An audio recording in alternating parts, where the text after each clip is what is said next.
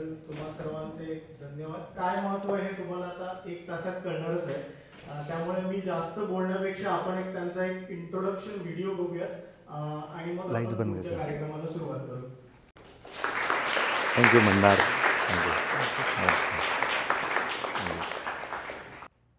आपल्या आयुष्यातल्या काही गोष्टी आपण नियोजन करतो, प्रयत्न करतो आणि तशा होतात. आणि बऱ्याचशा गोष्टी अशा आहेत आपण त्यांचं नियोजन केलेलं नसतं, आपल्याला माहिती नसतं असं काही होणार आहे आणि त्या होतात. मला असं वाटतं माझा अमेरिकेचा दौरा तशाच काहीतरी एकत्रित याच्यातून झाला आहे. मला फार आनंद वाटतो आहे आज आपण सगळे इथे आहोत. जसं मंदार म्हटले, गावाकडे एक म्हण आहे. मी आज खूप गावाकडचं गोष्टी सांगणार आहे, कारण जे विजडम असतं ना ते बऱ्यापैकी गावाकडेच असतं. बऱ्याच वेळा आपल्याला असं वाटतं की आपण शहरात आलं की खूप प्रगती करतो, हुशार होतो. तर प्रगती वगैरे ठीक आहे होते, पण हुशारीचा विषय वेगळा आहे. गावाकडे असं म्हटलं जातं की समाज कसा असतो हजारो वर्षापासून तसाच आहे, पुढेही बऱ्यापैकी तसा राहील, थोडा आपण बदल करू एवढाच प्रयत्न आहे म्हणून इथे आलो आहे. दारू घ्यायची असली ना तर अशी रांग लावावी लागते, आणि दूध पाहिजे असेल तर माणसं घरी दूध टाकायला येतात. हो, लक्षात येतं आहे. आणि त्यामुळे मला या दौऱ्यात माहिती होतं, या सगळ्यांना असं होतं की अरे व्याख्यानांना असं काही होत नाही है ना. एंटरटेनमेंटचा कार्यक्रम असेल तर ते तिकीटं घ्यायला यांच्या घरी जाऊ शकतात लोक, आणि जर असा कार्यक्रम असेल तर तुम्हाला फोन करावा लागतील की अरे जरा या, तो माणूस दुरून येतो आहे. ठीक आहे, मी अध्यक्ष आहे, तुम्ही बोर्डवर आहेत है ना. सो हे असंच असतं. ठीक आहे. But especially some young ones are here. I welcome you बेटा. Thank you for coming. I thank my parents first of all. माझ्या आईवडिलांप्रती मी खूप मनापासून कृतज्ञता व्यक्त करतो. त्यांच्यामुळे मी इथे आहे. माझे टीचर्स, माझे गुरु, ज्यांनी मला खूप गोष्टी शिकवल्या प्रत्यक्ष अप्रत्यक्ष, त्यांच्याप्रती मी कृतज्ञता व्यक्त करतो. मी आज इथपर्यंत आलो आहे. 40 दिवस, 30 कार्यक्रम, 20 शहरं फिरतो आहे मी. तर त्याला खूप बॅकग्राऊंड असतं, हे असंच नाही होत. तर ते सगळे शिक्षक, माझे शिकवणारे गुरु, माझे सहकारी जे याच्यात काम करतायत, त्यांच्यामुळे मी खरं तर इथे आहे. त्याच्यातला एक सहकारी प्रद्युम्न इंगळे, प्रियंका इथे बसले आहेत. ठीक आहे, गेले 5-7 वर्षापासून ते आहेत. ज्यांनी या स्वप्नांवर पूर्ण भरोसा ठेवला. विश्वास ठेवणं नाही खूप मोठी गोष्ट असते, त्याच्यासाठी सुद्धा वेगळं हृदय लागतं. आमच्या मनोरमा मावशी बसल्या आहेत बँगलोरच्या. त्या आपल्या पालक आहेत संस्थेच्या, बँगलोरच्या आहेत. लेकीकडे आणि जावयाकडे आल्या आणि त्यांना समजलं इथे कार्यक्रम आणि ते इथे भेटायला आले आहेत. So thank you. Thank you to Prasad Panvalkar, BMMचे प्रेसिडेंट आहे. समाजरंग म्हणून ही संकल्पना काढली आहे प्रमोददादा त्यांनी, की आपलं सांस्कृतिक हे टिकवलंच पाहिजे. ते खूप चांगलं काम आपण सगळे करतो, पण त्याचं म्हणणं होतं आपण सामाजिक याच्यातही भरीव योगदान दिलं पाहिजे. आणि ते तसं दिलेलं त्याला मनोबलला भेट दिली आणि त्याला एकदम लक्षात आलं की अरे हे असंच पाहिजे. आणि मग हा दौरा माझा 15 दिवस होता, त्याने तो 40 दिवस केला. तर तो नेवी सगळ्यांचे. मंदार, मला कल्पना आहे इकडे कार्यक्रम करणं किती अवघड गोष्ट असते. सगळे बिझी असतात ना. तुम्हाला खरं सांगू का, बिझी वगैरे काही नसतं कधीच. काही कोणीच नसतं busy. It's all about priority and planning, that's it. ठीक आहे. तर तू प्रायोरिटी ते टाकलं मंदार आणि तुमच्या टीमने. Thank you very much. तुम्हाला याचा इम्पॅक्ट अजून चांगला होईल. ठीक आहे. ॲज युजल तुम्ही सगळे आला आहात. फार हिंमत करावी लागते अशा कार्यक्रमांना यायला. एक तर माहीत नसतं. असाच एक व्याख्यानांचा कार्यक्रम 1997 साली होता जळगावला, एरंडोलला. माझं गाव एरंडोल. ठीक आहे. आणि माझा मित्र मला उठवायला आला सकाळी. रविवारी सकाळी 8ला तो मला उठवायला आला मुकुंद. आता असा कोणी रविवारी कुठला तरी कार्यक्रम, व्याख्यान जे आपण कधीच जात नाही, आल्यावर आपण मित्राला ज्या भाषेत जे बोलतो मी ते सगळं त्याला बोललो. ठीक आहे. षष्टी प्रत्यय लावून. ठीक आहे. पण तरी तो म्हटला की चल. मी अजून एक मुद्दा सांगतो. आपल्या जीवनात ना आपण अनेक गोष्टी निवडू नाही शकत, त्या आपोआप आपल्याला मिळतात. अनेक लोक आपल्या आयुष्यात अशी असतात की ते आपण निवडू नाही शकत, ते आपल्या आयुष्यात असतातच. पण काही लोक आपण निवडू शकतो, त्यांच्यापैकी एक आहे मित्र. ठीक आहे. आणि ते निश्चित निवडता येतात. मला तो मित्र त्या कार्यक्रमाला घेऊन गेला. विषय होता स्वामी विवेकानंद. 11 सप्टेंबरचा दिवस होता आणि त्यांच्यावर व्याख्यान होतं. मी कसा तरी जाऊन बसलो. विवेक जसा मागे बसलाय ना, ही साईडचे लोक एकदम म्हणजे स्ट्रॅटेजिक असतात. त्यांना असं म्हणजे असा निर्णय असतो की हे जरा बरं चाललं तर ठीक आहे. जस्ट किडिंग आहे, नथिंग एल्स. ओके. तर मी असा बसलो कॉर्नरला आणि त्यांनी सुरू केलं, ताई, मनुष्य निर्माण आणि राष्ट्र पुनरुत्थानाच्या या सगळ्या. मी म्हटलं मर गया बेटा तू आज. कॉलेजमध्ये कसलं मनुष्य निर्माण आणि कसलं पुनरुत्थान काही समजत नसतं, पण ते बसायला लागतं. हां. पण नंतर काय झालं, पेशन्स ठेवला पाहिजे आयुष्यात. थोडा पेशन्स ठेवला तर चांगलं होतं. त्यांनी विवेकानंदांच्या जीवनावर बोलायला सुरुवात केली आणि त्यांची गोष्ट सांगितली. अरे बापरे, मी ते ऐकून इतका अचंबित झालो. आणि काय अचंबित झालो ते सांगतो. एक तर ते लहानपणापासूनचा आणि त्यांचा पूर्ण अमेरिका आणि भारत प्रवास, सगळंच जीवन प्रवास सांगितला. माझ्या मनातले विचार त्या भाषेत सांगतोय, जरा समजून घ्या. मी म्हटलं, पहिली गोष्ट तर आईला लोक असे जगतात, मला माहितीच नव्हतं ना तोपर्यंत. मी आजूबाजूला आपल्यासारखीच सगळी लोक बघितलीत ना माझ्यासारखी. तर सकाळी उठणार, कामाला जाणार, परत येणार, कोणी शाळेत मास्तर आहे, कोणी शेतात आहे, कोणी गव्हर्नमेंटमध्ये, बरोबर, सगळी सारखी लोक, बरोबर. लोकांना नोकरी लागणार, नोकरी मिळाली की आपोआप छोकरी मिळते, मग लग्न होणार, ठीक आहे ना, इट्स अ प्रोसेस. आईला म्हटलं हे वेगळंच माणूस आहे, अशी माणसं असतात. आणि मला असं वाटलं भारी आहे, असं वाटलं मला. जास्त नाही समजलं, पण हे भारी आहे. सगळ्यात भारी काय वाटलं ते ऐका. माणसाला जाऊन 150 वर्ष झाली, याच्यावर का बरं लोक व्याख्यानं देत आहेत? सेन्स. ओके. तुझं काय नाव? ओंकार. ओंकार. ओंकार. ओंकार, तुझ्या आईंचं नाव काय? निर्मला. निर्मला आई. आणि निर्मला आईंच्या आईचं म्हणजे आजीचं? सिंधू. सिंधू आई. फार छान. तू भेटलाय होता म्हणजे बघितलं आजीला? हो हो आहे. God bless. आणि सिंधू आजींच्या आईचं? नाही माहिती मला. ठीक आहे. यांना काय वाटतं माहिती आहे? बरं झालं आपल्यावर नाही आलं. कारण तू जिथे थांबलाय तिथे सगळेच थांबलेत. ओके.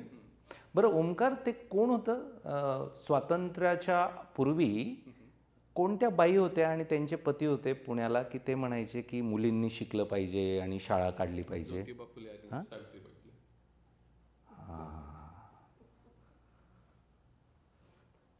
काही लक्षात येत आहे का?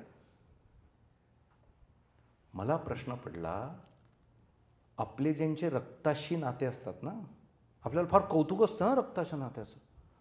मी म्हटलं माझा भाऊ आहे SF ला, तर मला एक जण म्हटलं सख्खा आहे का? मनात म्हटलं तुला काय करायचं आहे? आमच्यात कशाला वाटण्या करतो? Got it. रक्ताची नाती 2 पिढ्यानंतरची नावं पण आठवत नाही. नावं मी बाकी गोष्टी सोडून द्या, आणि ती नुसती रक्ताची नाती नाही, 7-12 आलेला असतो सगळा. काय? घर, शेतीतला वाटा, फलाना ढिमका सगळं येतं. आणि एवढं येऊन नाव पण आठवत नाही. आणि सावित्रीबाई आणि तुमचं काही नातं आहे का? काही घराण्याशी वगैरे, कधी काही रोटी बेटी व्यवहार काही? आणि ते माहिती आहे अरे, याला म्हणतात या जगातून गेल्यानंतरही जगणं. हे मला तेव्हा समजत नव्हतं एवढं. नंतर मला याची उत्तरं सापडत गेली. मी विचार केला की यांना का लक्षात ठेवतात लोक, यांचं का ऐकतात? अरे आपण एकमेकांचं ऐकत नाही, आणि मी तिसरा, तो चौथा माणूस, आणि मी 5व्या लोकांना ऐकवतोय. स्ट्रेंज ना. आणि मी एकदम असा ऑ झालो, माय गॉड क्या बात आहे. मग माझ्या मनात प्रश्न यायला लागले. माझ्या मनात पहिले असं आलं होतं की यार आपण पण असं झालं पाहिजे. पण मी कोणाकडे बोललो नाही, कारण आपल्याकडे ना हसतात. माहिती तुम्हाला, तुम्ही जर म्हटलं मला बिलियनियर व्हायचं आहे किंवा तुम्ही असाल आधी पण 2-4-5 लोक, तर तुम्हाला लोक सांगतील की असं आपल्यासारख्याचं काम नाही ते. ठीक आहे ना, करेक्ट. हां, करेक्ट. मग मी विवेकानंद केंद्रात गेलो. योग्य वातावरण आयुष्यात मिळणं फार महत्त्वाचं. ते पण चूज करता येतं काही वेळा, आणि काही वेळा आपल्याला आपोआप मिळतं पुण्याई. जसं तुला ज्ञानप्रबोधिनीत जायला मिळालं असेल मुकुंदला, है ना. मला विवेकानंद केंद्रात जायला मिळालं. तिथे गेल्यावर काय झालं, मला एक पुस्तक वाचायला देण्यात आलं आणि त्याच्यावर ते परीक्षा घेणार होते. आता अशा उपक्रमांना प्रमोद दादा खूप थोडे लोक सहभागी होतात, माहिती ना तुम्हाला. तृष्णा एकदम कमी लोक. आणि आपल्याला काय वाटतं, नाही उपक्रम कसा असावा, त्याला असा रिस्पॉन्स आला पाहिजे. काही उपयोग नाही आहे त्याचा फार. लोक जी येतात प्रचंड रिस्पॉन्सला, ती फक्त स्वार्थापोटी येतात. त्याच्यात तुमच्या प्रती असलेल्या गोष्टींचा काही घेणं देणं नसतं. 5-50च मुलं त्या परीक्षेला बसलेलो. भारतीय संस्कृती परीक्षा मला आजही आठवतं. आणि बेटा, the book was given prescribed, it was rousing call to Hindu nation, Hindu Teja Jagare. Eknathji रानडेंनी लिहिलेलं. आणि माझ्या गुरु, ज्या आज आपल्यात नाहीत, सोनलताताई भिशकर,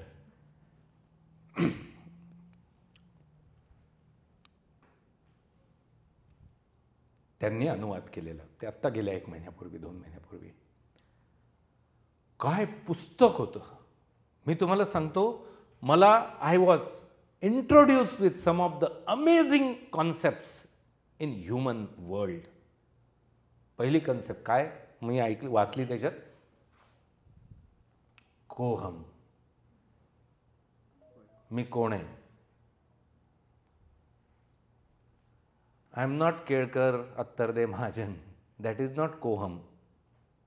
मी माणूस म्हणून कोण आहे, म्हणजे माझ्यात काय आहे, दॅट इज कोहम. दुसरं होतं सोहम. या जगात मी कशासाठी आलेलो आहे. What is the purpose of my existence in this world. हे तेव्हा काहीही समजलं नव्हतं मला, पण हे असं काहीतरी असतं असं समजायला लागलं. नंतर काय समजलं माहिती आहे, माणसात काय ताकद असते. 2, हे जग कसं चालतं. 3, रिलिजन काय असते, धर्म काय, संस्कृती काय, समाज काय, शिक्षण काय, आणि भारताचा समृद्ध 1000 वर्षांचा इतिहास काय आहे. हे सगळं 150 पानात. सोपं. विचार करा माझी काय अवस्था झाली असेल. आणि तिथून ना माझे विचार बदलायला सुरुवात झाली. सोच को बदलो सितारे बदल जाएंगे, नज़र को बदलो नज़ारे बदल जाएंगे, कश्ती को बदलने की ज़रूरत नहीं है, बस थोड़ा अपने रुख को बदलो, किनारे बदल जाएंगे, असं म्हणतात. माझे ना विचार बदलले. मी आधी कसा होतो माहिती आहे, माझं नेमकं माझे काही नातेवाईक पण इथे, शीतल, पूनम वगैरे सगळे लोक, पराग, पण यांनी मला पाहिलेलं नाही कारण मी मोठा आहे त्याच्यावरून. माझं बालपण एकदम रुटीन जसं असतं गावाकडे. मला 3च गोष्टी समजायच्या, खेळणं, खाणं आणि मित्रांबरोबर खिदळणं. ऑल ख. अभ्यास मी सोडून माझ्या घरातल्या पूर्ण परिवारातल्या सगळ्यांना वाटायचं मी अभ्यास केला पाहिजे. ठीक आहे, पण मला कधीच अभ्यास करावासा वाटला नाही. कारण वातावरण, विचार, संगत, ठीक आहे, याचा परिणाम असतो. सो अशा परिस्थितीमध्ये अचानक असं, पुढे जागा आहे, मुकुंद पुढे येऊ दे, उलट सगळ्यांना इथे जागा आहे. हां, या काकू या.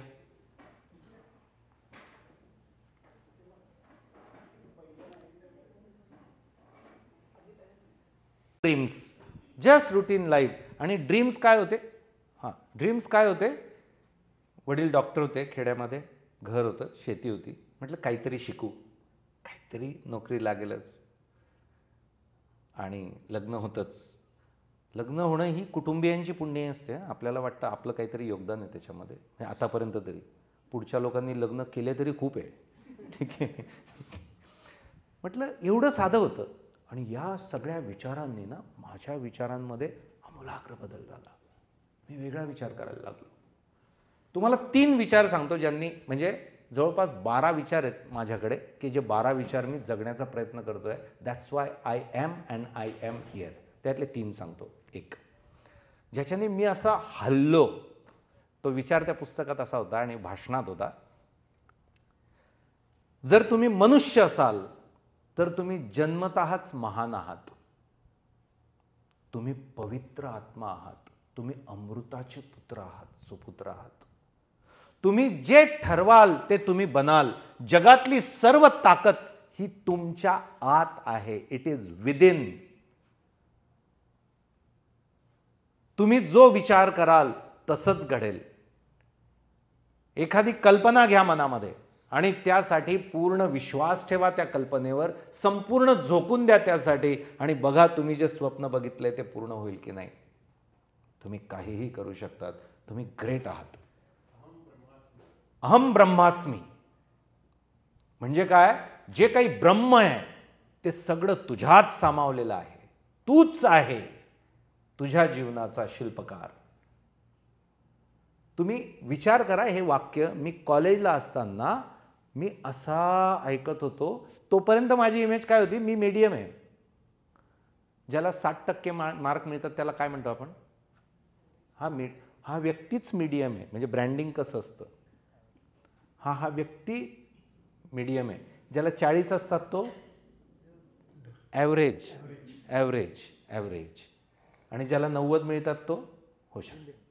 आणि मी ते स्वीकारलं होतं. Believe me, I accepted it. माझ्या मित्राला खूप चांगला परफॉर्मन्स यायचा. मी म्हणायचं व्हेरी गुड यार, बरोबर आहे, तू तसा आहे, मी असा आहे, I am happy, no grudges. What is your self image? तुमची स्वप्रतिमा काय? या कार्यक्रमानंतर जे लोक बोलतात ते म्हणतात तुमच्यासारखं तर आम्हाला नाही करता येणार. अरे असं का बोलतायत तुम्ही? You are deciding your future, your existence, your image. आणि म्हणून त्याच्यात असं म्हटलंय की तुम्ही कोण समजतात स्वतःला. आपल्याकडे म्हणतात ना, तू काय समजतो स्वतःला, तेच. हे ऐकून ना मला असं वाटायला लागलं की मी ग्रेट आहे, मी ग्रेट करू शकतो. That is called confidence. ठीक. दुसरं वाक्य,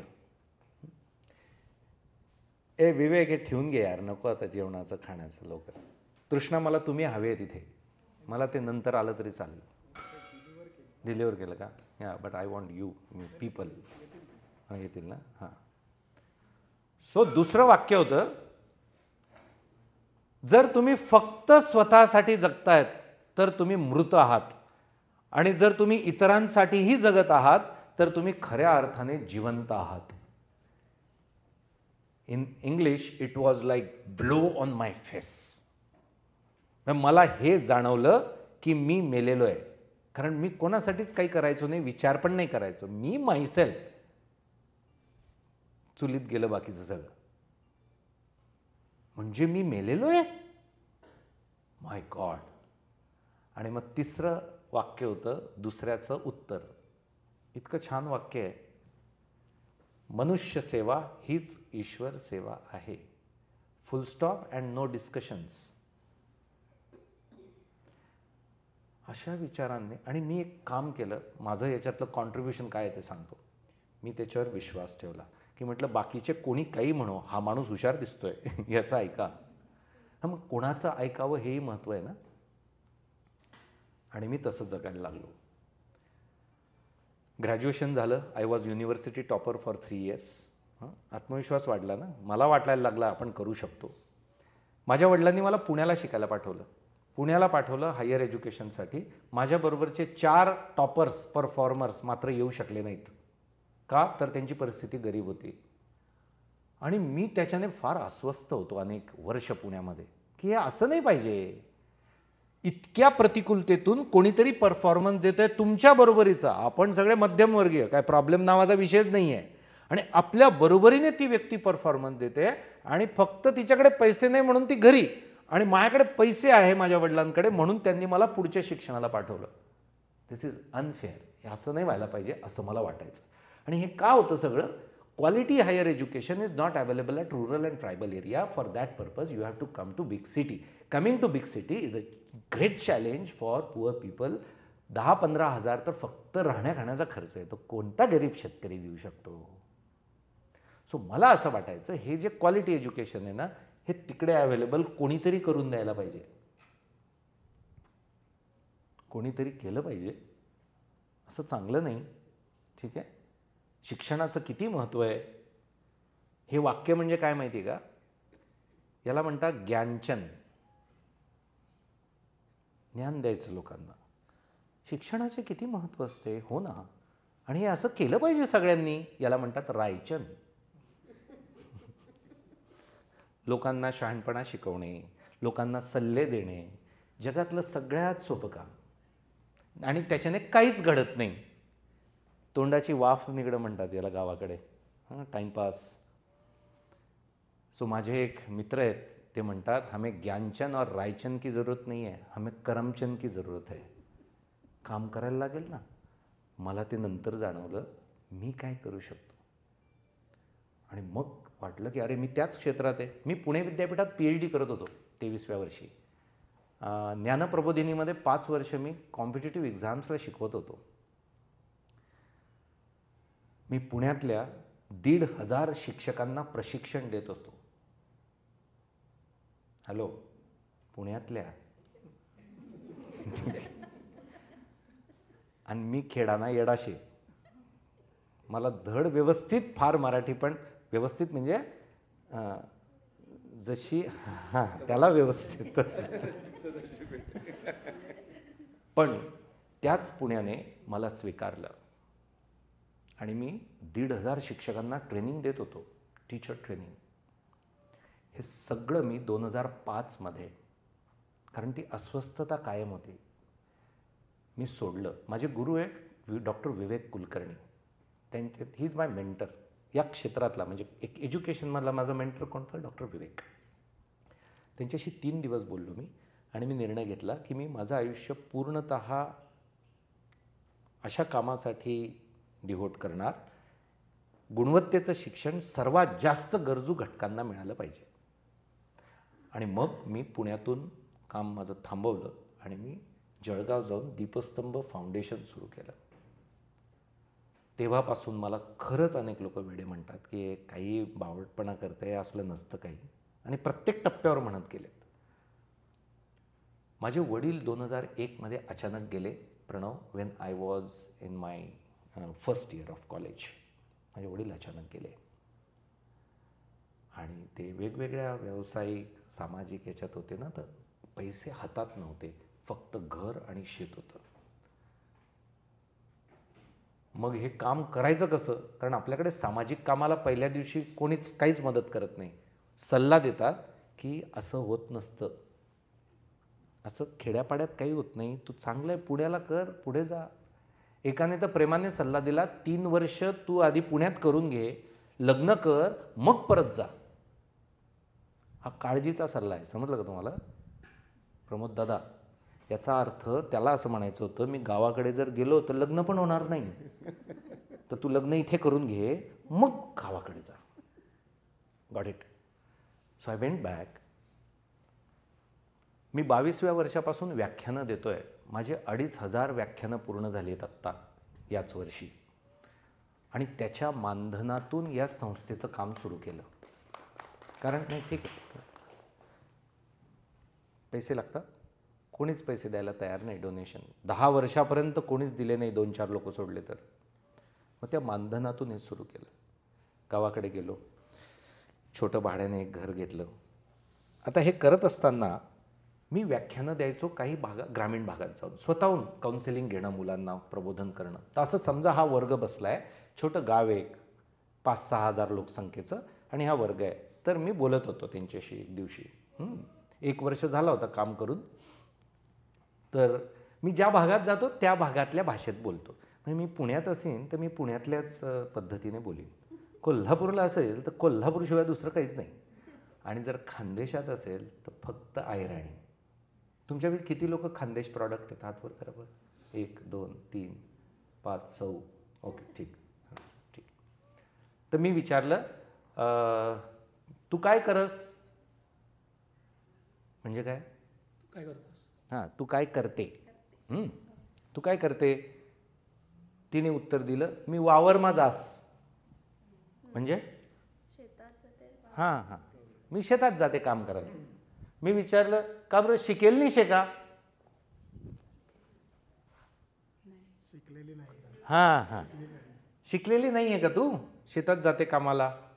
तिने उत्तर दिलं प्रद्युम्नदा की शिकेल शे BSc मॅथमॅटिक्स डिस्टिंक्शन मा शे. BSc मॅथमॅटिक्समध्ये डिस्टिंक्शन आहे. मला कोणी मॅथ्स फिजिक्स असं कोणी भेटलं ना माझं आपोआप मी नम्र होतो असं. मला रात्री स्वप्न यायचे विषयांचे आणि माझे ना 2 वर्षांचे मिळून पण डिस्टिंक्शन होत नाहीत. मग मी तिला म्हटलं मग दीपस्तंभ मा शिकायला ये ना तर ते बट्ट फ्री भेटस. म्हणजे अगं मग दीपस्तंभला ये ना सगळं फ्री एज्युकेशन आहे. आपण ना लगेच असं अरे किती सोपं आहे ये है ना. तिने उत्तर दिलं ऐराणीत नाही सांगत आता मराठीत सांगतो. माझे वडील आत्ताच 3 महिन्यापूर्वी वारलेत. माझ्या आईला किडनीचा गंभीर आजार आहे. ती काम नाही करू शकत. घरमा धल्ली बी रास 3 वरी काम होत नाही. म्हणजे काय तृष्णा घरात म्हातारी आजी पण आहे तिच्याकडून काम होत नाही. त्यामुळे जदलोंग मी वावरमा काम करत नाही तदलोंग आमना घरमा चुला पेटत नाही संध्याकाळले. तर मी जर तुमनाकडे उनू तर येवाना जावाना पैसा कोण दी आणि खावाले कोण दी मले. हे समजलं तुम्हाला. मग मला लक्षात आलं की इंटिग्रेटेड सुविधा पाहिजे. आयुष्यात कुठलंही काम करायचं तर ते सर्वांगीण दृष्टीने विचार करून केलं पाहिजे. मग ठरलं की निवासी व्यवस्था द्यायची म्हणजे राहणं पण द्यायचं जेवण पण द्यायचं. कुठून द्यायचं पैसेच नाहीत. मग काय केलं मी माझं लग्न होणार होतं त्याच वर्षी. मग मी माझ्या बायकोकडच्यांना सीमा आली आहे का आज सीमा नाही आली अजून ना. माझी बायकोकडची फॅमिली आणि आमची फॅमिली दोघांना कन्व्हिन्स केलं आणि मी रजिस्टर लग्न करायचं ठरवलं. आमचा परिवार खूप मोठा आहे. मी सोडून सगळे IIT डॉक्टर MD इंजिनियर असे सगळे आहेत. हां आणि मोठा परिवार असतो आणि किमान 2-2.5 हजार लोक लग्नाला येतात. सॉरी चुकलं. किमान 2-2.5 हजार लोक जेवणाला येतात. ठीक आहे. लोक लग्नाला शुभेच्छा आशीर्वाद द्यायला येतात ही अंधश्रद्धा आहे. असं काहीही नसतं. तुम्ही कोणीही लग्नाहून परत येताना विचारा तो काय विचारतो. Got it. अजून एका कारणासाठी सध्या लोक लग्नाला येतात ताई कुठलं माहिती आहे. हां नाही स्थळ तर ते मोठ्या लोकांचा कार्यक्रम येतो. लोक फोटो काढायला येतात आणि व्हिडिओ करायला येतात. काय घेणं देणं नसतं त्यांचं स्टेजशी. असं कॉर्नरला एक असं असतं ते असं असं असं असं फिरत राहतं समजतंय. किंवा एक स्पेशल फोटोग्राफर असतो. लोक जोडी जोडीने येतात.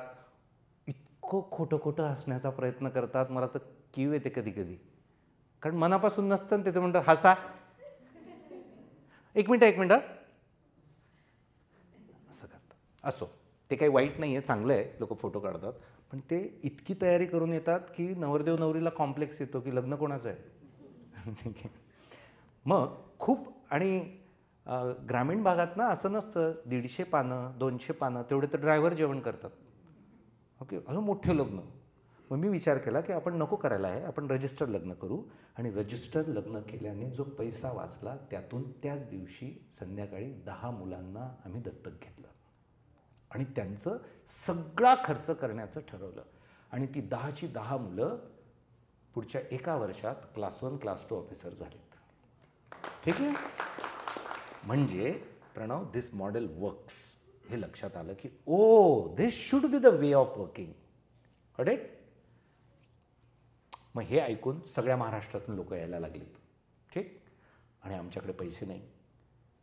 But let me tell you तुम्ही जेव्हा समाजात जातात ना तेव्हा तुम्ही खऱ्या अर्थाने तुमच्या जाणीवा प्रगल्भ होतात. म्हणून मंडळात आलं पाहिजे, म्हणून ढोलताशात आलं पाहिजे. हे आपण लोकांवर उपकार नसतो करत. आपलं माणूस होण्याचं ते एक साधन आहे. We are social animal.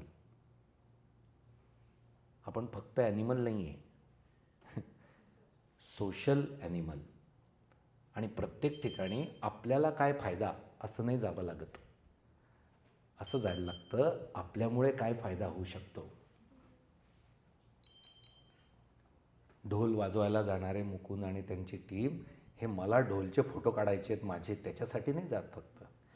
हे ढोलचं सगळं ऐकून माहोल कसा होईल, लोकांना किती चांगलं होईल, आपली संस्कृती कशी पसरेल, नवीन पोरं विचारतील इथली सुद्धा वॉट्स इट, इट्स अमेझिंग, जे काय बोलतात तिकडे ते नाही, इकडे ते म्हणतात साऊंड्स गुड. आता खरंच साऊंड्स गुड ना. सो जशी मुलं यायला लागली ना, मला जीवन समजायला लागलं की किती कष्टाचं असतं. एक मुलगी आली, कोल्हापूरची होती. म्हटलं मी इथंच राहणार, जाणारच नाही. मग आमचं माणूस माझ्याकडे घेऊन आलं. म्हटलं काय करतात वडील? म्हटलं वडील नाहीत. म्हटलं कधी वारले? पुन्हा म्हटली वडील नाहीत.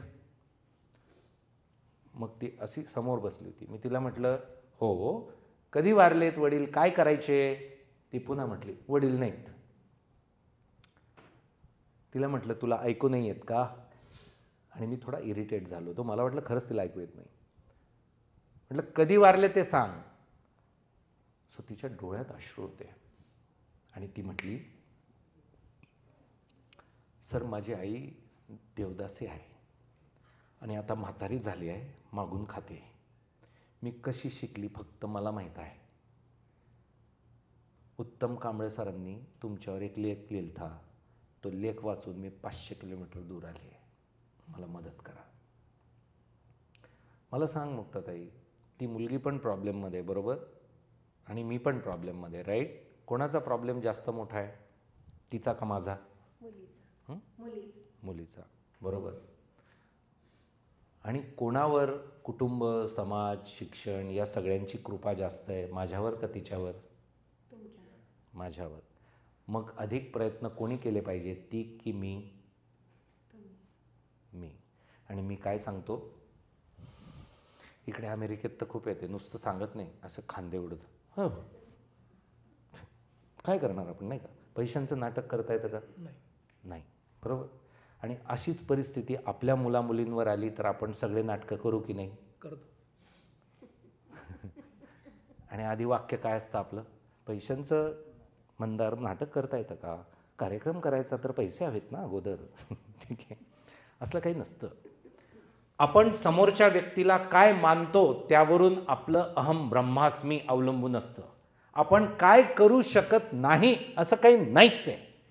असं उपलब्धच नाही जगामध्ये काही की जे आपण करू शकत नाही. आपण जगात उपलब्ध नसणारं सुद्धा जगात क्रिएट करू शकतो, त्याला माणूस असं म्हणतात. म्हणजे तुम्ही गावाकडून एखादा खेड्यातला माणूस आणा आणि त्याला वेमोमध्ये बसवा,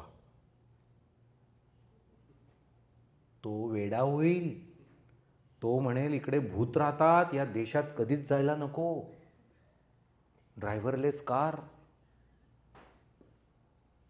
काका तुम्ही 25 वर्षापूर्वी विचार केला होता की असं काही होईल, ड्रायव्हरलेस कार चालेल?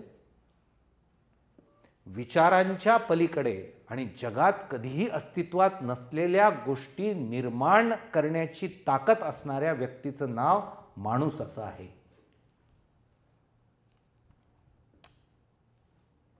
पण त्याला ते असं आतून यायला लागतं. मग आम्ही काय विचार केला, म्हणजे कोणी गरीब मुलं आहेत तर आपण थोडे प्रयत्न करतो, थांबतो. आणि हे माझा मुलगा मुलगी म्हटले तर मी सगळे प्रयत्न करतो. तिथून सुरुवात केली की हे जे मुलं मुली आहेत आपल्याबरोबर, हे कोणी मुलं मुली नाही आहे, हे माझे मुलं मुली आहेत, हे माझे भाऊ बहीण आहे. दिस इज कॉल्ड पॅराडाइम शिफ्ट. पूर्ण ॲप्रोचच बदलतो. हे विश्वची माझे घर, युनिव्हर्सल ब्रदरहूड, सबका मंगल हो. बघा ना, आपल्या सख्ख्या भावासाठी आपण जेव्हा काही करतो तेव्हा आपला ना पूर्ण ताकदच वेगळी लागते. आणि कोणीतरी आहे पण चांगलं आहे, परिचित आहे, ताकद वेगळी लागते. आपल्याकडे ना ते सहज नाही लिहिलेल्या बऱ्याच गोष्टी. तुम्ही ते म्हटलंय ना, भारत माझा सारे भारतीय. हां, कुलकर्णी, महाजन, खिस्ती, देशपांडे हे त्यांचे बांधव आहेत असं लिहिलंय का? आणि ते का लिहिलंय मग असं, की सारे माझे आहेत. हे आपल्या अध्यात्मातून आलंय. We all are one. आपल्यात समान सत्व आणि तत्व विराजमान आहे. आपण त्याने एकमेकांशी जोडले गेलेलो आहोत. असं मानलं, हे मानणं आहे ना, असं मानलं की ताकदच वेगळ्या पद्धतीची तयार होते. आणि मग आम्ही अधिक प्रयत्न करायला लागलो. इतक्या वाईट परिस्थितीतली मुलं यायची काही आणि परफॉर्मर यायची. तुम्ही ऐकलंय का की सायन्सला 95% मार्क एका मुलीला, आणि वडील दारुडे आहेत, घरामध्ये काहीच ठिकाणा नाही, आणि एका 40 वर्षाच्या व्यक्तीबरोबर तिचं लग्न लागणार. का? तर गरिबी. मग ठरवलं, मग आमचं घर होतं ज्याच्यात मी राहायचो, ते घर विकलं आणि मी भाड्याच्या घरात राहायला गेलो. आणि ह्या एका गोष्टीने काय झालं, आम्ही एकदम 200 जण घेऊ शकलो. कारण आपल्याकडे ना डोनेशन देत नाहीत लवकर, खूप विचार करतात. करूयात, आमचं सगळं सेटल झालं ना की मला समाजासाठी काहीतरी करायचं आहे. मग मी त्यांना सांगतो, त्याच्या अगोदर मेला तर काय करशील?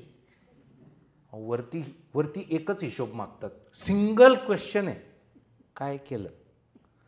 म्हणजे तू नियमितपेक्षा जे इतर प्राणी करतात त्यापेक्षा तू माणूस म्हणून काय केलं तेवढं सांग.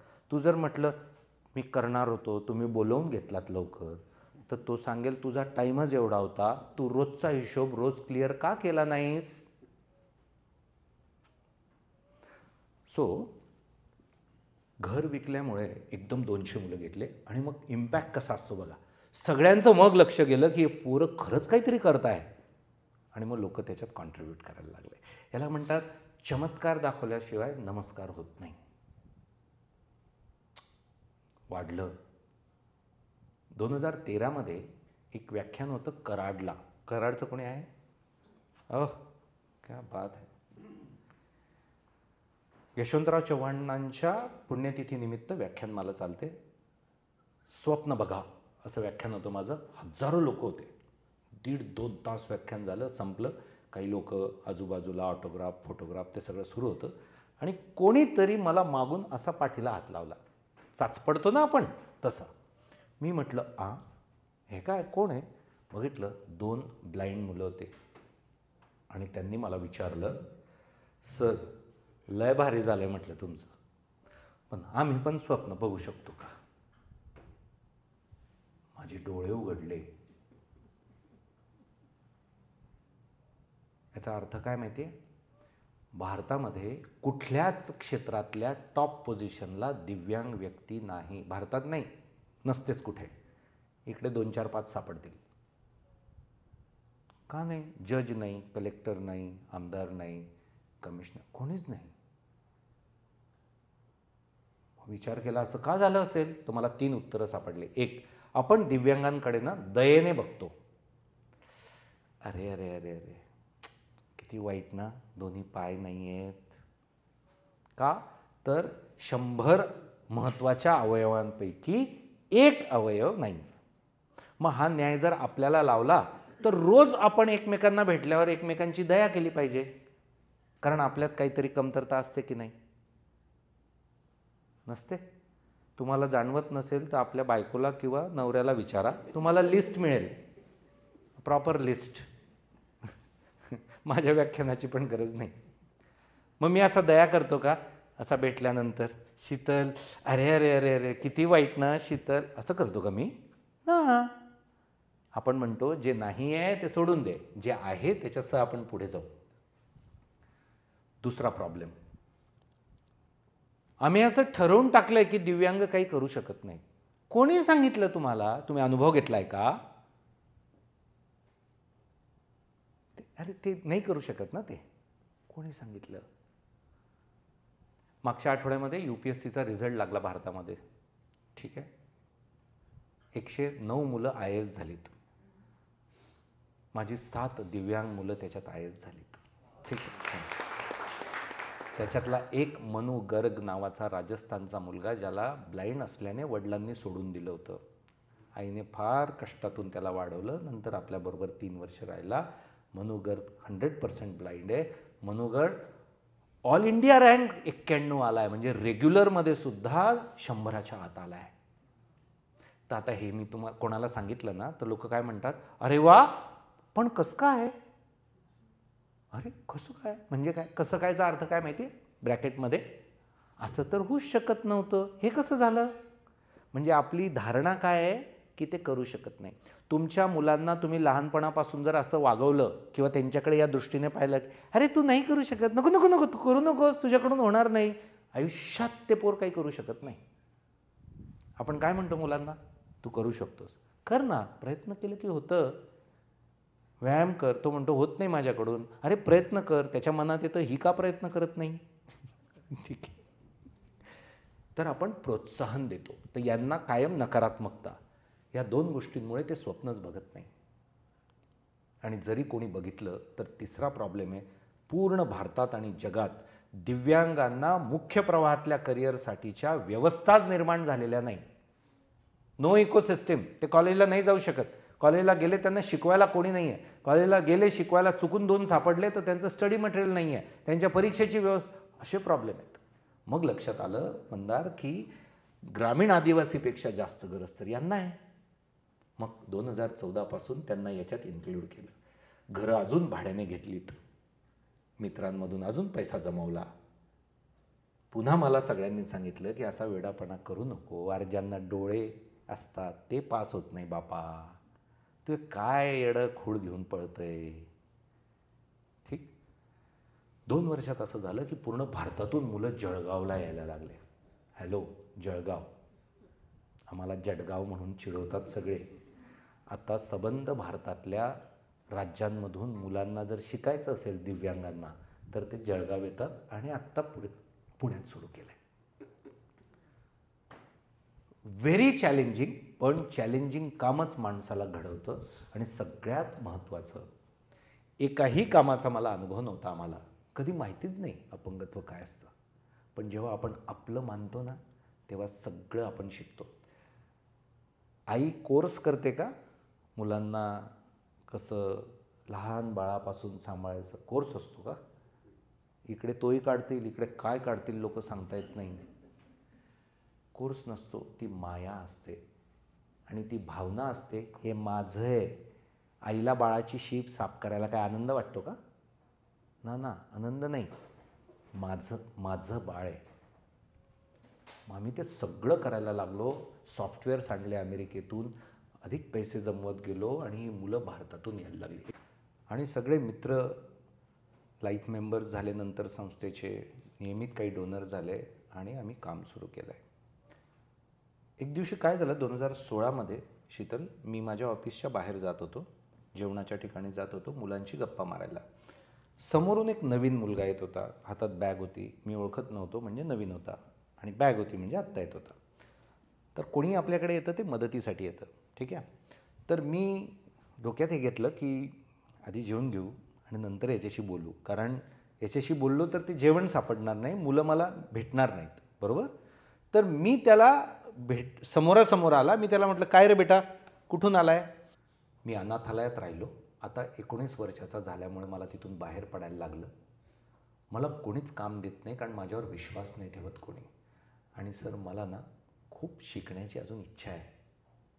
तर तुमच्या संस्थेबद्दल ऐकलं आणि मी मुंबईहून विदाऊट तिकीट ट्रेनने इथे आलो आहे. आणि त्याने अशा हात जोडले आणि म्हटलं मला मदत करा. मी तुम्हाला सांगू का की आपल्याला जर संवेदनशीलता कायम ठेवायची असेल तर समोरच्या व्यक्तीच्या बुटात जाऊन आपल्याला विचार करता आला पाहिजे. मी त्या दिवशी ना एका क्षणात काय झालं की मी असा विचार केला, कसं वाटत असेल ना अनाथ असणं. तुम्ही एक मिनिट जास्त होईल, 20 सेकंद असा प्रयत्न करून बघा. आत्ता असा फील घेऊन बघा की या जगात तुम्ही एकटे आहात. आत्तापासून नवरा बायको आई वडील भाऊ बहीण कोणी नाही आहे, मुलं कोणी नाही. तुम्ही या जगात एकटेच आहात. 5-7 लोक फक्त कोणीतरी तुम्हाला काही कारणाने ओळखतात आणि तुम्ही एकटे आहात. तुम्ही 19-20 वर्षाचे आहात आणि तुम्ही मुलगी आहात, तुम्ही मुलगा आहात. घेऊ शकतात का फील? कसं वाटेल? नाही करू शकत आपण. भयानक आहे. आपल्या आयुष्यातला एक माणूस गेला किंवा एक माणसाला राग जरी आला आपला, तरी आपण आयुष्यभर अस्वस्थ असतो. आपल्या मानसिकतेवर परिणाम होतो. मग आपल्याला काउन्सिलरची मदत घ्यायला लागते. आणि इथे जगात कोणी नाही. मी असा हादरलो. हादरणं म्हणतात ना, म्हटलं अरे बापरे, हे काय? मग मी त्याला म्हटलं की ठीक आहे, आपण काहीतरी करू. कारण आपल्या देशात 18च्या वर अनाथ आणि दिव्यांगांसाठी निवासी जबाबदारी कुणीच अजून पण घेत नाही. आपली संस्था त्यातल्या त्यात आता प्रयत्न करते. नंतर मात्र मी त्याला प्रश्न विचारला, कारण माझ्या मनात तो प्रश्न सुरू होता. मी त्याला विचारलं, पूनम की मी तुला मी नाही म्हटलं ॲडमिशन देणार नाही असं नाही म्हटलं. मी म्हटलं आपण बघूया आणि जेवण कर आधी मग बोलू असं म्हटलं ना. मग तू रडला का? त्याने जे उत्तर दिलं त्या उत्तरानंतर मी खूप वेळापर्यंत रडत होतो. तो म्हटला, सर माझ्या आयुष्यात पहिल्यांदा मला कोणीतरी इतक्या प्रेमाने बेटा म्हटलंय. मी असं ऐकलंच नाही माझ्या आयुष्यात. असं वागणूकच नाही मिळाली. आणि त्यामुळे मला समजलं नाही की मी काय करतोय. हे ऐकून मी इतका रडलो. आणि मी त्याच्यावर दया म्हणून नाही रडलो मंदार. मी या जाणीवेने रडलो की मी किती भाग्यवान आहे. किती प्रेम आयुष्यात. तुम्ही तुमचं जे स्वप्न बघितलं असेल ते स्वप्न तुम्हाला तथास्तु म्हणतो, फक्त प्रेम काढून घेतो. चालेल? आणि मला दिवसभर माझी आई, माझे पूर्वीपर्यंत वडील, आजी आजोबा सगळे बेटा बेटा बेटा. तुम्ही इथे बसलायत, तुमचे आईवडील तुमचा विचार करत राहतात. आणि यार ह्याला कोणी नाही, ह्याला प्रेमाचा शब्द नाही. त्या दिवशी ठरवलं 2016 पहिल्यांदा भारतात असं झालं की सर्व असे जेवढे अनाथ आणि दिव्यांग असतील ना, त्यांचं मायबाप आपण व्हायचं संस्थेने. आणि त्यांना ॲडमिशन द्यायला लागलो. त्यांना ॲडमिशन मला ते पण आलं पुन्हा की अरे तू कर, पण मुलींचं नको करू. निवासी अनाथ समस्या येतात, तू अडचणीत येशील. त्याचा अर्थ आम्ही असा घेतला की मग तेच काम प्रायोरिटीने करायचं. सर्वात जास्त गरज त्याची आहे ना. आणि सुरक्षित खेळण्यासाठी जन्म झाला आहे का आपला कायमच प्रत्येक बाबतीत? आणि मग पुन्हा मुलीच मागे जातील है ना. त्यातल्या अनाथ मुली आणि अनाथ मुलींच्या समस्या मी आज सांगत नाही, वेळ कमी आपल्याला. भयानक. मुलांचं काय आहे, कुठेतरी काहीतरी ते करून घेतात. मुलींचं अतिशय वाईट असतं.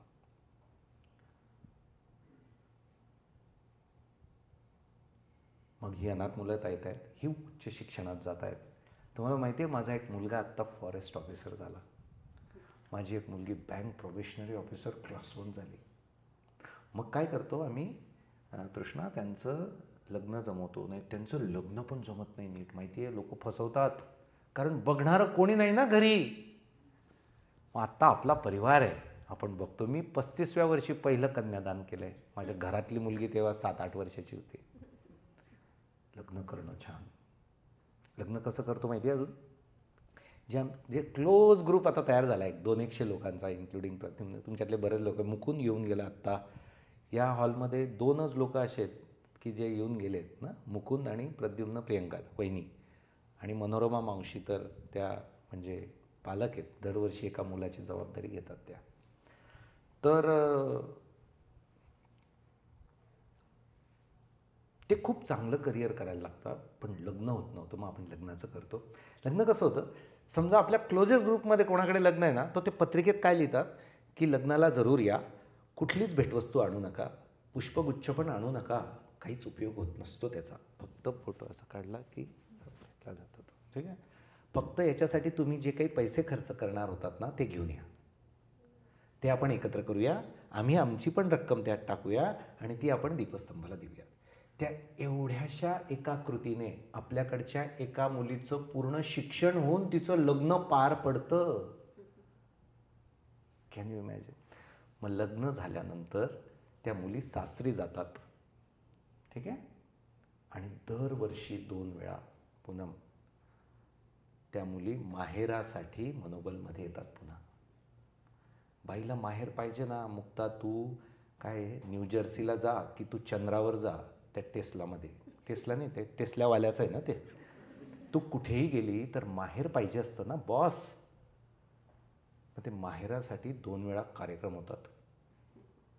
आणि नुसत्या मुली नाही येत विवेक, मुलं पण येतात अनाथ, कारण त्यांनाही दुसरं घर नाही. आणि सुंदर कार्यक्रम होतो. आता मी 2 व्हिडिओ दाखवतो की हे मुलं कशी मेनस्ट्रीममध्ये जात आहे. आपली मुलं जिथे शिकतात त्याला मुख्य प्रवाह असं म्हणतात, ठीक. तर एक मुलगा तुम्हाला सॉरी बंद करशील मुकुंद, राजचं घेशील. हां थांब, थोडंसं थांबशील, लावलं तरी चालेल, 1-2 मिनटासाठी लाव मुकुंद फक्त. सगळं करूनही अतिशय सुंदर वातावरण असतं आपल्याकडे, कुटुंबासारखं अगदी, ठीक आहे.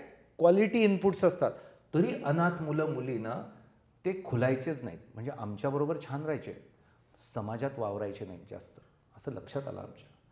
मग कारण शोधायला लागलो. म्हणजे काय करायची, लोकांमध्ये जाऊन जास्त बोलायचे नाहीत. मग लक्षात आलं, कुठेही गेलो ना, समजा ते प्रमोद दादाला भेटले, तर ते विचारेल, अरे तुझं नाव काय. मग मी सांगेल यजुर्वेंद्र. मग ते म्हणजे पूर्ण नाव काय. मग मी सांगेल नाही मी अनाथ आहे, ठीक आहे. मग मी यांच्याकडे जाईल. मग हे मला सहज विचारतील, अरे तू कुठला आहे. मग मी सांगेल मी कुठलाच नाही आहे. कसं वाटतं हे सांगायला, मी कुठलाच नाही आहे, मी अनाथ आहे. असं 5-5 वेळा होतं दिवसातून. त्याच्यापेक्षा नकोच कोणाला भेटायला. जसे ते पूर्वी असायचं, आपल्याला कमी मार्क मिळाले ना, आपण कोणालाच भेटायचो नाही, कारण प्रत्येक जण मेलं तेच, ठीक आहे. मग ते लक्षात आलं की सेल्फ इमेज कनेक्शनला प्रॉब्लेम आहे. मग 2021पासून मी काय केलं, त्यांना नाव द्यायला सुरुवात केली. म्हणजे राज यजुर्वेंद्र महाजन, सचिन यजुर्वेंद्र महाजन, मोहिनी यजुर्वेंद्र महाजन. छोटी गोष्ट आहे, त्याचा परिणाम इतका भव्य आहे तुम्हाला काय सांगू. त्यांची बॉडी लँग्वेज बदलली, त्यांची सेल्फ इमेज बदलली, त्यांचा कॉन्फिडन्स वाढला. आणि ते सांगतात मी राज यजुर्वेंद्र महाजन आहे, मी मोहिनी यजुर्वेंद्र महाजन आहे. ती जी ताई आली ना माझी एक, तिची ओळख काय माहिती का तुम्हाला, गोनी दांडेकरांची नात. हां, आपल्या अशा ओळखी असतात. देव मॅडमांची मुलगी, ज्या आत्ताच आपल्यातून गेल्या काही दिवसांपूर्वी, ठीक आहे. असे आपले कनेक्शन्स असतात ना, त्यांचे काहीच कनेक्शन नाही. आणि चूक काय मला सांगा ना त्यांची. मला डोळे आले नाहीत, मला आईवडील आले नाहीत, माझी चूक आहे काही. निसर्गतः जे आपल्याला मिळतं, ज्याच्यासाठी आपल्याला काहीही करावं लागत नाही. तुम्हाला आई मिळण्यासाठी काय करायला लागलं, तुम्हाला 2-5 हात बोटं मिळायला काय करायला लागलं, काही नाही. आणि तेच दिलेलं नाही. मग त्यांची पूर्ण इमेज आणि पूर्ण जीवन बदलतं. भारत माझा देश आहे. आणि आमचं आजपर्यंत पण कोणत्याही NGOची स्टोरी सारखी असते. दरवर्षी रेग्युलर यालाच मारामार असते. मार्च आला की आम्हाला इकडून आण तिकडून आण असं करायला लागतं. आता हळूहळू ते कमी होत आहे. त्यात नवीन कुठून बांधकाम करायचं. पण एकदा एखादी गोष्ट आपण पक्की ठरवली ना मनापासून, ती गोष्ट होते. 2 महिन्यात आमच्याकडे रतनलाल सी बाफनाजी आले आणि म्हटले, मुझे आपको कुछ देना है, 3 एकर जगह दे रहा हूं. माय गॉड. ते म्हणतात ना की सगळी निसर्गाची शक्ती तुमच्या सोबत येते. हिंदीत सांगितलेलं लवकर समजतं आपल्याकडे. यदि सच्ची सिद्धत से यदि चाहो तो सारी कायनात वगैरे, शाहरुख काकांचा डायलॉग येतो. तो काकाच आहे, 60चा झाला तो आता. तर ते आले. मग 100 रुपयापासून ते लाख करोड रुपयापर्यंत डोनेशन जमा व्हायला सुरुवात केली. तुम्हाला माहिती आहे, शेतातल्या बायकांनी 100-100 रुपये दिले. मी एक टचिंग मोमेंट सांगतो माझा परवाचा. मी न्यूयॉर्कला होतो आणि एका घरात कार्यक्रम होता. एक 35 लोक होते, सगळे जैन आणि कोठारी मारवाडी समाजाची होती. आणि ते सगळ्या लोकांचं जेवण वगैरे ठेवलं होतं त्यांनी, ठीक आहे. आणि मग ते काम करायला 2 महिला पण होत्या, मेड. पहिल्यांदा मेड बघितली अमेरिकेमध्ये, ठीक आहे. ती पण ती याच्यातून आली आहे, तिला नवरा नाही आणि ती ते इल्लिगल येतात ना तिकडून आली आहे. सगळा कार्यक्रम संपला, सगळे लोक भेटायला एक एक एक एक प्रत्येक बोलतोय, फोटो काढतोय. ती शेवटपर्यंत गेली नाही आणि मला माहीत नाही आहे. मग ते डॉक्टर कोठारी सगळ्यात शेवटी म्हटले, थोडा इधर आना, हो हमारे यहाँ काम करने के लिए आती है दीदी, उनको आपको मिलना है. तिला छोटं बाळ आहे, ती यांच्याकडे पोळ्या स्वयंपाकाचं काम करते, नवरा नाही आहे. आणि ती माझ्याकडे आली आणि आणि मला हातात असं मूठ घेऊन असं तिने काहीतरी दिलं. तर त्या 2 नोटा होत्या, $100ची एक आणि $1ची एक. आपल्याकडे ना कधी पण ₹1 जोडतात. आणि तर ते डॉक्टर रडत होते. आणि मला ही स्टोरी नाही माहिती ना, त्यांना स्टोरी माहिती आहे की छोटं बाळ आहे, नवरा नाही आहे आणि हिचे $900,000 महिन्याची कमाई आहे. आणि तिने अशी दिले. मी काय सांगू तुम्हाला, जबाबदारीचे भान आणणारे क्षण असतात हे. आणि